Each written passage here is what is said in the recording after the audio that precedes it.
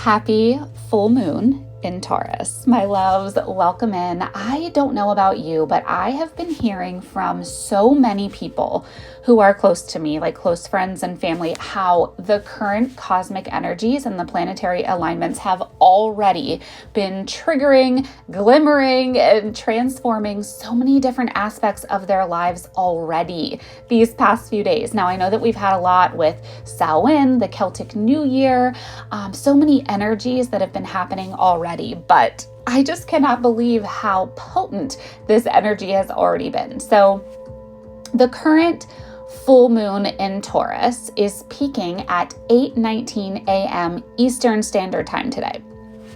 This moon is called the Beaver moon, and that's because this is the season where the beavers kind of, built their dens. Our ancestors laid the last of their traps as, that kind of final gathering and collection of food, and really in preparation for the upcoming hibernation season.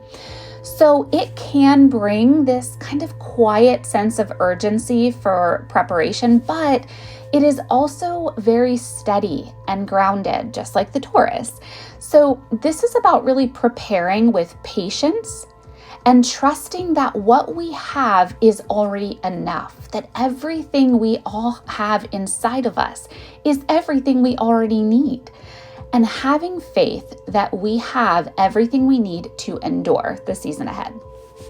So I always find that most people feel or assume that full moons are just this time of release, right? Like, let that ish go is what we always see around the full moons, but that's really not always the case. I've talked about this in the past where I really feel that full moons are a time of gratitude, reflection. If you think about the moon being so full and so bright, it's shining its light, illuminating all that we've already had or have created in our lives. So you can kind of begin making your list of what you're ready to let go of. We can take a look at all that we have in gratitude and also go, thank you for this, yet it no longer aligns with where I'm going, right? But we're not just letting go every single time.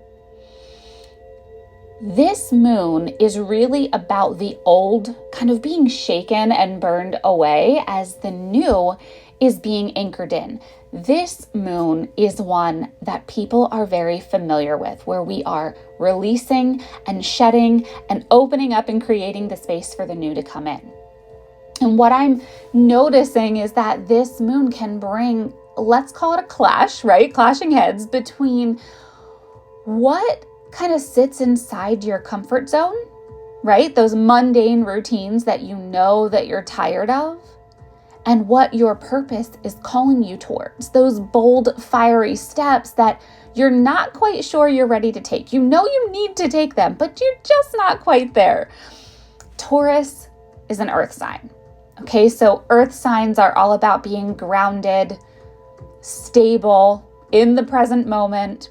It also rules the physical. So thinking of things like touch, the voice or the throat, right? Especially the throat chakra, even our appetite and our material things, our money, all like the material successes. It can also magnetize how our physical body is going to respond to our truth, that throat chakra, remember I said that, or what's misaligned. And we notice that in how the body is going to speak to us and through us, right? How this misalignment speaks through the body. I say this all the time, the body is your oracle. It is your compass, your inner guidance system, your inner energy detector or lie detector, right? It never lies. And if you are inside the inner oracle pathway, we're talking all about this inside the empath, not the empath, but maybe there's something to that there, inside the intuitive path and the psychic pathway. How your body is really your indicator. It's your compass, your inner GPS, and how it never lies. Everything that is energy speaks to you and through you, and your body is the communicator. That said, you may start feeling the rumbling of the earth and the planetary alignments in your body. So this can sometimes show up as like anxiousness, or even that wired but tired feeling, or headaches, nausea, anything in the body that would resemble a rumbling or a shaking of the earth or energetics, right?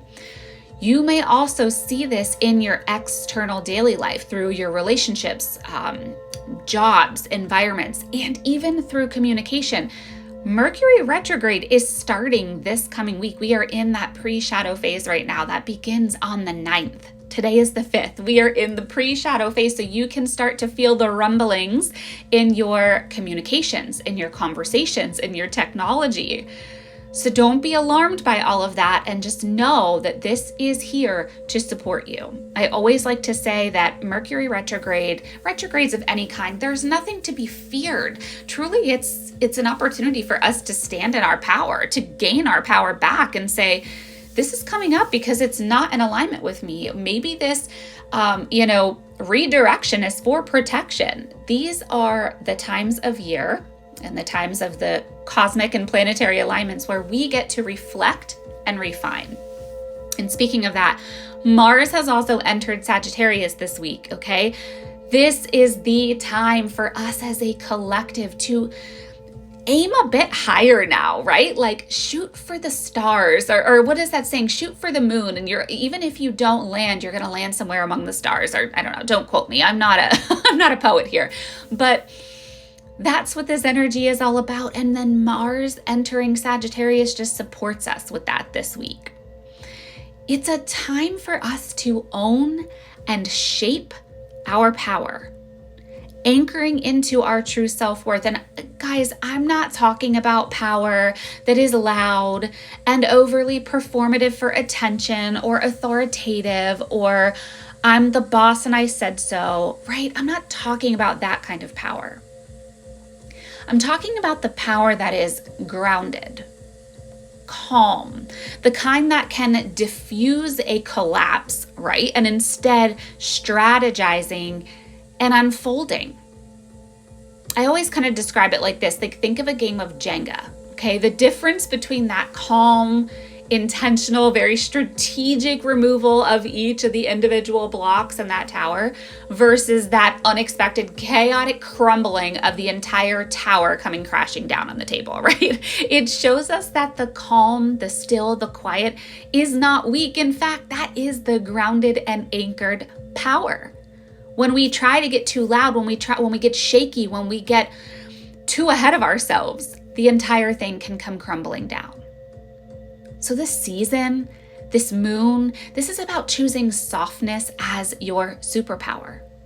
Speaking slowly, moving more deliberately. Think of the essence of that fierce feminine in the lioness as she's hovering, protecting her cubs, or just before the lion leaps and pounces on its prey. That true inconceivable power that fuels those bold and fiery actions that we need to take, that we're not sure if we're ready to take, it is not coming from the action in and of itself. That true inconceivable power is built in the calm, the quiet, the stillness. It's in the regulated heartbeats, the steadying of the breath. It's built in the moments just before the leap. That is the energy of this transition season. That is what this moon is here to kick off for us and open the door to. That is also the kind of work that we are going to be doing inside of the alignment experience. If you have not seen that, it is an 8-week experience, just $88. We are going to have 8 weekly activations moving through each of the energy centers, recalibrating, refining, realigning through nervous system work, through frequency upgrades, through mindset beliefs. We are moving through this transitional period with intention, refueling our own inner power. So today and tonight, under this Beaver full moon, this is about tending to the spaces that hold you, Think of your home, your body, tending to the spaces that hold you as a soul, as an energy, as a divine being. Your body being the temple and the channel, your home being your sanctuary. Reserving some of your energy, your time, and even your physical supplies in preparation for your own transitional season ahead, right? That hibernation period. And then rest. Rest. Allow the stillness under the illumination of this full moon and the darkness of this season to do its job, to work its magic for you. You are already worthy of this level of care. I do not want you to feel that there's something more that you have to do or complete or achieve before that level of rest and self-care can be done. If you are in that period of setting out your final traps, right, or building up your dens, remember to hold that calm, that steady preparation with patience and with trust, right? With faith that what we are cultivating now will be enough. Releasing that sense of urgency, that sense of desperation. And if you're looking for additional structure, that soulful support, or even just a space to stay anchored in while everything around you is shifting this season, again, the alignment series is where this takes place. It begins on Monday, November 10th. Intentionally, right? As the moon's energies begin to wane, we are entering into the retrograde and then into this transitional period, this transition season. This kind of intentional pause that we are going to have together is not pausing completely. We are still doing the work, but we are tending to the inner flames, tending to the inner fires. It becomes our own preservation and refueling period of our own inner power, bringing us more of that sacred, grounded wisdom, that fire that we need for those bold and fierce actions in the new seasons coming up ahead.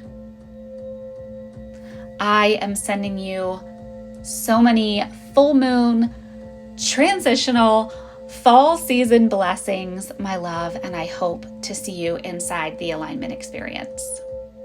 Take care.